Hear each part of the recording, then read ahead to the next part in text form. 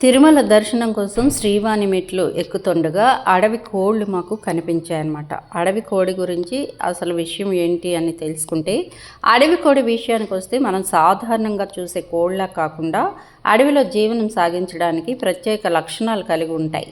అడవి కోడి చాలా వేగంగా అప్రమత్తంగా ఉంటుంది. అది ప్రమాదం అని భావించినప్పుడు నేల మీద నుంచి క్షణాల్లో చెట్టుపైకి ఎగిరిపోతుందంట. దాని ఎగిరే సామర్థ్యం ఆశ్చర్యకరంగా బలంగా ఉంటుంది. ఈ పక్షులు చాలా జాగ్రత్తగా జీవిస్తాయి. చిన్న శబ్దం వచ్చినా కూడా వెంటనే అప్రమత్తమైపోతాయి. అందుకే వీటిని అడవిలో పట్టుకోవడం చాలా కష్టం. ఇక మగ అడవి కోడి చాలా దూకుడు స్వభావం కలిగి ఉంటుంది.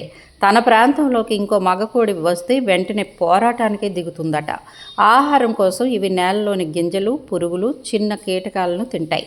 తర్వాత అడవిలో సహజమైన శుభ్రపరిచే జీవులుగా పనిచేస్తాయి. ఆడుకోళ్ళు గూడు కట్టి గుడ్లను పొదుగుతాయి. అడవి కోడి రంగు కూడా దాని మనుగడకు కీలకం.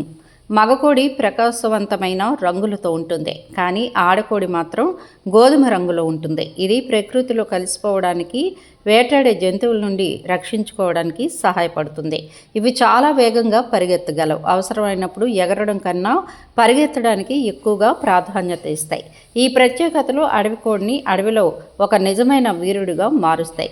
1972 అటవీ సంరక్షణ చట్టం ప్రకారం రక్షిత జాతుల జాబితాలో వైల్డ్ చికెన్ కూడా ఉంది. వాటిని వేటాడటం శిక్షార్హం.